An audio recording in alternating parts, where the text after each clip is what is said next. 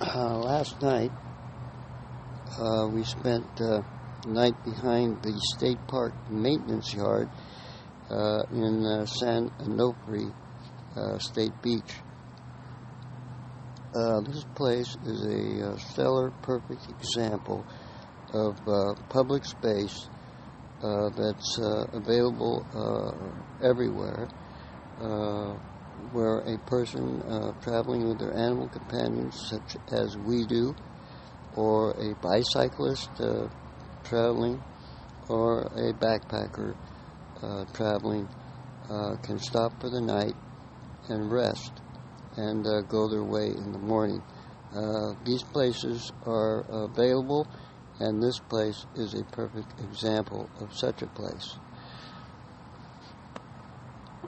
So we spent the night here.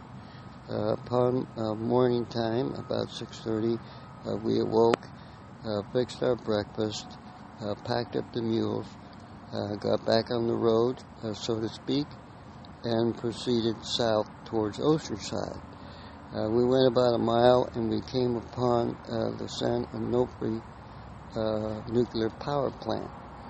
I took a picture of the mules in front of it, and then we continued our way south and got to the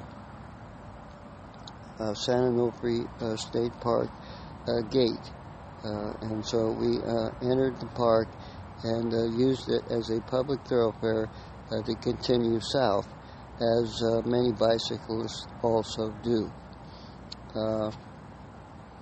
Upon getting to the southern tip of the park, I stopped, and I guess we were out of the park. I stopped and allowed the mules to graze along the side of the road.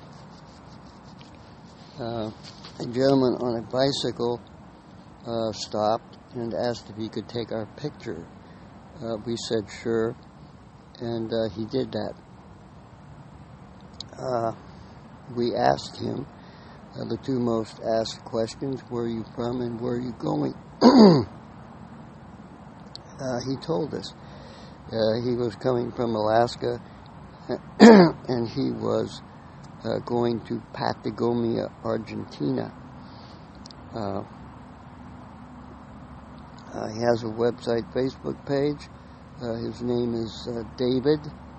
He comes from Italy, and his trip will certainly be an interesting trip to follow, and so we plan to do that. After meeting him, we proceeded on our way. We got to the Marine Corps Camp Pendleton gate. Upon getting there, we met military police. They asked us the two most asked questions: where are you going, where are you from?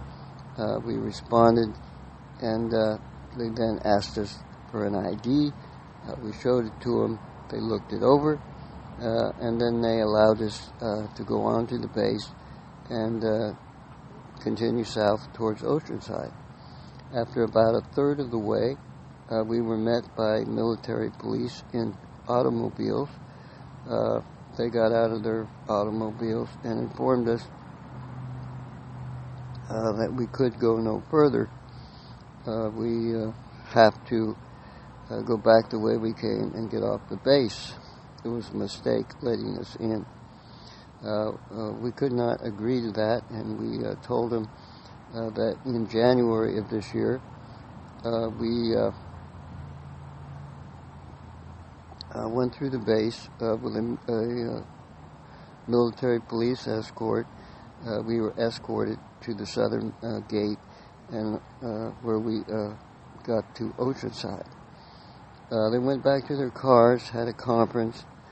They came back and said, yes, we can escort you through the base down to the southern gate. So they did that, and we did that. We got Oceanside. Upon getting to Oceanside, it was getting close to dark, so I looked around for a place where we could spend the night. I found a place. Upon doing that, I needed to water the mules. They needed water for the night. So I tied them up to a telephone pole, and I secured them to a telephone pole. And then I went looking for water. I found a place not too far away. I came back to the mules. I got them and took them to that place. Upon arriving there, a Oceanside police officer pulled up and informed us that he knew who we were and he wanted to help us. He asked us where we were going to spend the night. We said we weren't sure. He says, "I know where I can send you. Would be a good place for you." So he proceeded to tell us how to get to this place. It was dark now, and we told the officer it was too dark to be going for any distance, leading the mules through the streets in the dark. And so we said no thank you, and proceeded back to where we were. And so we spent the night in this place that we found, and we had no further contact with Oceanside Police. And we expect to get up in the morning once again at 6:30, and we'll see what happens next.